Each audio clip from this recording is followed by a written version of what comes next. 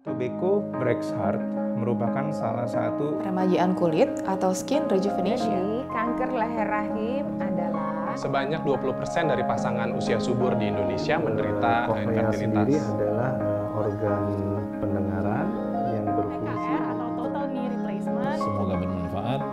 Salam sehat.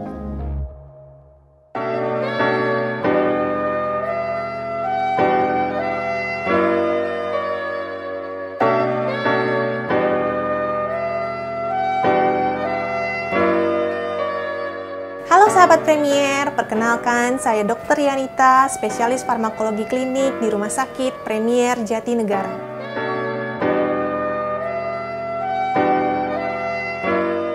Vaksin COVID-19 diberikan dengan tujuan agar mengurangi transmisi atau penularan, menurunkan angka kematian dan kesakitan, mencapai kekebalan kelompok di masyarakat atau yang biasa kita kenal dengan istilah herd immunity, dan melindungi masyarakat dari infeksi COVID-19.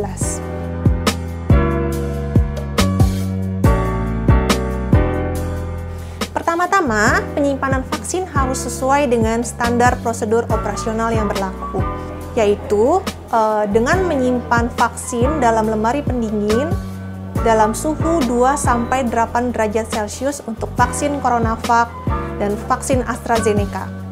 Suhu minus 20 derajat Celcius untuk vaksin Moderna, dan suhu minus 70 derajat Celcius untuk vaksin Pfizer. Lalu, ruang penyimpanan vaksin harus terhindar dari paparan sinar matahari langsung.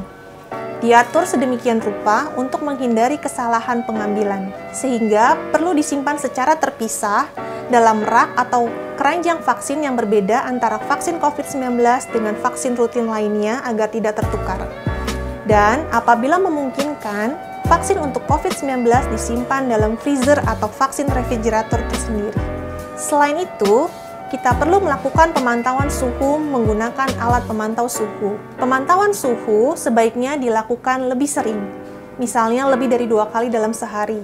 Lalu kita catat hasil monitoring suhu pada grafik pemantauan suhu.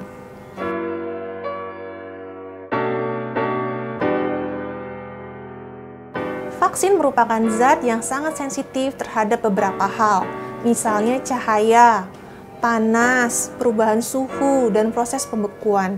Sehingga bila kita tidak menyimpannya dalam kondisi yang sesuai, maka vaksin akan rusak dan akan mengakibatkan efektivitasnya menjadi menurun atau bahkan tidak ada.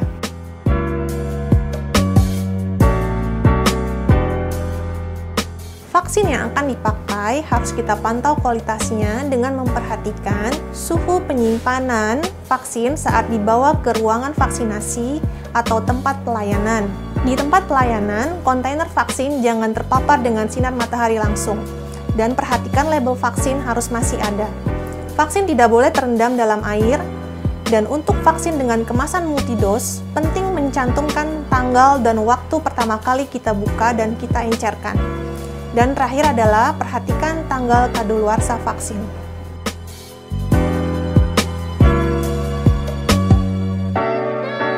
Sesuai dengan penjelasan dari Badan POM bahwa dalam rangka pengajuan Emergency Use Authorization, setiap industri farmasi yang memproduksi vaksin menyampaikan hasil uji stabilitas untuk penetapan batas kadaluarsa kepada Badan POM.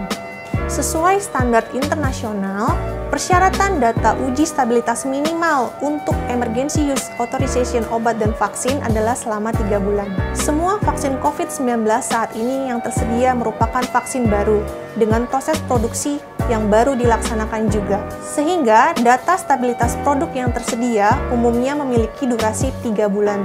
Dan oleh karena itu, Badan POM memberikan Emergency Use Authorization dengan masa kadaluarsa vaksin 6 bulan, yang merupakan hasil perhitungan 2 kali masa pengajuan stabilitas. Namun, batas kadaluarsa ini dapat diperpanjang jika dapat dibuktikan dengan data baru yang ada.